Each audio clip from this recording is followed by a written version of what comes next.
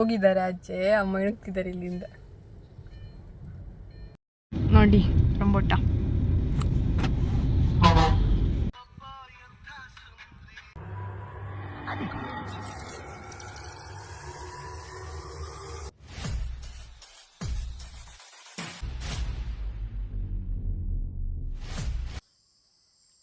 Hi, hello, ನಮಸ್ಕಾರ, good morning all. ಇವತ್ತು ಬೆಳಿಗ್ಗೆ ವ್ಲಾಗ್ ಸ್ಟಾರ್ಟ್ ಮಾಡ್ತಿದ್ದೇವೆ. ನಾವು ಎರಡೊಂದು ಫಂಕ್ಷನ್ ಅಟೆಂಡ್ ಆಗಲಿಕ್ಕೆ ಉಂಟು, ಮತ್ತೀಗ ರೆಡಿಯಾಗಿ ಸಿಗುವ.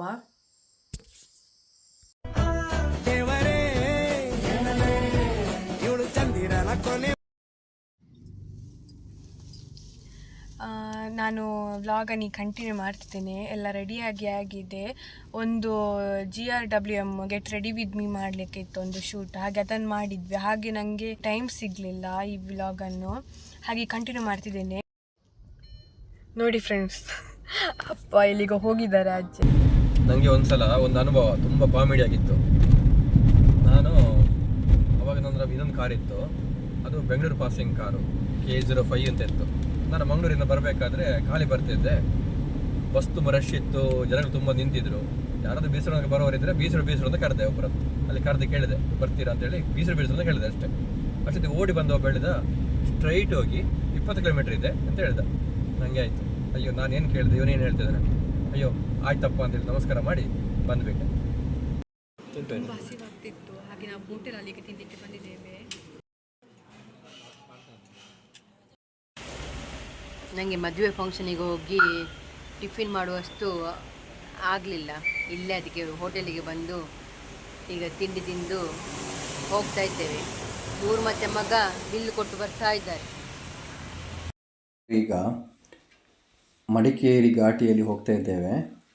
ಈಗ ಗೋಣಿಗೊಪ್ಪದಲ್ಲಿ ಮದುವೆ ಇದೆ, ಅದಕ್ಕೆ ನಾವೀಗ ಹೋಗ್ತಾ ಇದ್ದೇವೆ. ಬೆಳಿಗ್ಗೆ ಸಿಕ್ಕಾಪಟ್ಟೆ ಮಳೆ ಬೇರೆ ಬರ್ತಾ ಇದೆ.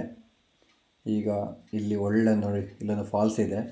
ಇಲ್ಲಿ ಎಲ್ಲ ಅಲ್ಲಿ ಸ್ವಲ್ಪ ಹಾಲ್ಟ್ ಮಾಡಿ ನಿಂತು ಹೆಂಡತಿ ಮಕ್ಕಳೆಲ್ಲ ಹೋಗಿ ಫೋಟೋಲ್ ತೆಗಿತಿದ್ದಾರೆ.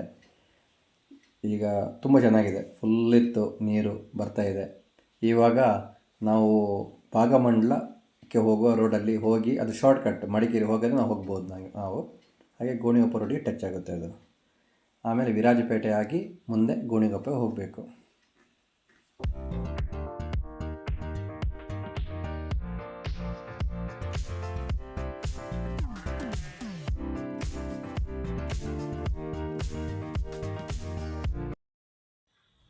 ವಾವ್ ಅಕ್ಕ, ನೋಡು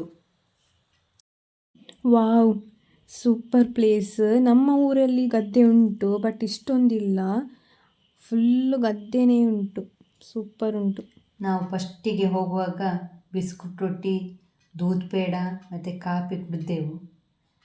ನಿನಗೆ ಆಚೆದೆಲ್ಲ ಡೆಕೋರೇಷನ್ ಫೋಟೋ ತೆಗಿ ಹೇಳಿದರೆ ನಮ್ಮನ್ನು ತೆಗೆದಿಟ್ಟಿದ್ದಾನೆ ಅವನು. ನೋಡಿ ಡೆಕೋರೇಷನ್ ಮಂಟಪ ಹೇಗಿತ್ತು, ಸೂಪರ್ ಇತ್ತು. ನಮಗೆ ಅಲ್ಲಿ ಹೂವೆಲ್ಲ ಗುಲಾಬಿ ಹೂ ನೋಡಿ ಉಂಟಲ್ಲ, ತುಂಬ ಆಸೆ ಆಯಿತು. ಸೀದಾ ತೆಗ್ದದ್ದೇ 1-2 ಗುಲಾಬಿಯನ್ನು ತೆಗೆದು ಮುಡ್ಕೊಂಡದ್ದೇ. ಅಲ್ಲಿ ಫಂಕ್ಷನಿಗೆಲ್ಲ ಹೋದಾಗ ಫೋಟೋ ತೆಗಿಯೋದಿದ್ದರೆ ಆಗ್ತದ. ಹಾಗೆ ಒಂದು ಸ್ವಲ್ಪ ನಮ್ಮದೆಲ್ಲ ಫೋಟೋ ಎಲ್ಲ ತೆಗೆದೆವು. ತೆಗೆದಾಗಿ ಮತ್ತೆ ಸಂಬಂಧಿಕರವರ ಹತ್ರ ಎಲ್ಲ ಮಾತಾಡಿದೆವು. ಮಾತಾಡುವಾಗ ಊಟಕ್ಕೆ ರೆಡಿಯಾಗಿತ್ತು. ಮತ್ತು ಊಟ ಮಾಡಲಿಕ್ಕೆ ಸ್ಟಾರ್ಟ್ ಮಾಡಿದೆ.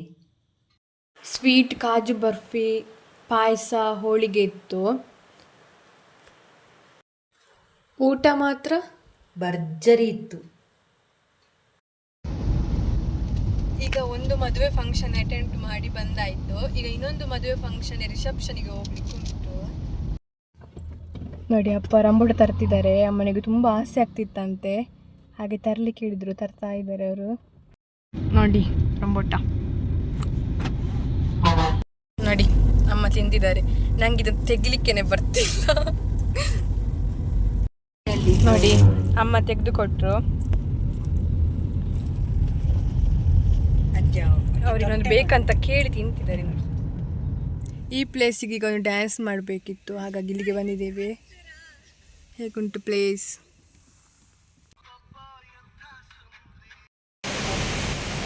ಈಗ ರಿಸೆಪ್ಷನ್ಗೆ ಬಂದಿದ್ದೇವೆ.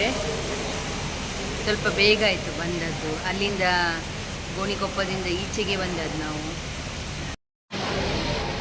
ಅಲ್ಲಿ ಫಸ್ಟ್ ಮದುವೆಗೆ ಹೋಗಿದ್ದೇವಲ್ಲ, ಅಲ್ಲಿಗೆ ಹೋಗೋ 10 ಗಂಟೆ ಆಗಿದೆ. ಮತ್ತು ಮತ್ತು 11:30 ಊಟ ಹಾಕಿ ಆಯಿತು. ಹಾಗೆ ಬೇಗ ಊಟ ಮಾಡಿಕೊಂಡು ಈಚೆ ಬಂದೆವು ಹೊರಟು. ಬರುವಾಗ ಮಳೆ ಅಂದರೆ ಮಳೆ ತುಂಬ, ಈಗಲೂ ಬರ್ತವೇ ಉಂಟು ಮಳೆ. ಈ ರಿಸೆಪ್ಷನಿಗೆ ಬೇಗ ಬಂದ ಕಾರಣ ಸ್ಟೇಜ್ ಡೆಕೋರೇಷನ್ ಕ್ಲೀನ್ ತೆಗಿಲಿಕ್ಕಾಯಿತು. ಮತ್ತು ಅಲ್ಲಿ ಪಾನಿಪೂರಿ ಮತ್ತು ಸೂಪ್ ಇತ್ತು, ಸೂಪರ್ ಇತ್ತು. ರಾತ್ರಿ ಊಟಕ್ಕೆ ಮಸಾಲೆ ದೋಸೆ, ಪಲಾವು, ಸೋಂಪುಡಿ, ತುಕ್ಕುಡಿ, ಬೇಬಿಕಾರ್ನ್ ಮಂಚೂರಿ, ರೋಟಿ ಪನ್ನೀರ್ ಕರಿ, ಪೇಣಿ, ಮೈಸೂರು ಪಾಕ್ ಮತ್ತು ಪಾಯಸ. ನಮಗೆ ಇಷ್ಟರಲ್ಲೇ ಹೊಟ್ಟೆ ತುಂಬಿ ಹೋಯಿತು. ಇನ್ನೂ ತುಂಬ ಐಟಮ್ ಇತ್ತು. ಮನೆಗೆ ಬಂದು ತಲುಪಿ ಆಗಿದೆ, ಫ್ರೆಶ್ ಅಪ್ ಆಗಿದ್ದೇನೆ ಕೂಡ. ಯಾಕಂತೇಳಿ ತುಂಬ ಸುಸ್ತಾಗಿತ್ತು. 4 ಗಂಟೆಗೆ ಎದ್ದು 6 ಗಂಟೆಗೆ ಮನೆಯಿಂದ ಹೊರಟು ಮತ್ತು ವಾಪಸ್ ರೀಚ್ ಆಗುವಾಗ ಮನೆಗೆ 9:30 ನೈಟ್ ಆಗಿದೆ. ಹಾಗಾಗಿ ಈಗ ಅಮ್ಮ ಆಲ್ರೆಡಿ ಮಲಗಿ ಆಗಿದೆ. First time daily blog try ಮಾಡಿದ್ದೇನೆ. ಹೇಗೆ ಅನಿಸ್ತು ಅಂತೇಳಿ ಕಮೆಂಟಲ್ಲಿ ತಿಳಿಸಿ. ಆ್ಯಂಡ್ ಈ ಬ್ಲಾಗ್ ನಿಮ್ಗೆ ಇಷ್ಟ ಆಗಿದ್ದರೆ ಲೈಕ್ ಮಾಡಿ, ಶೇರ್ ಮಾಡಿ, ಕಮೆಂಟ್ ಮಾಡಿ ಆ್ಯಂಡ್ ಸಬ್ಸ್ಕ್ರೈಬ್ ಮಾಡ್ಕೊಳ್ಳಿ. Thank you for watching. Bye.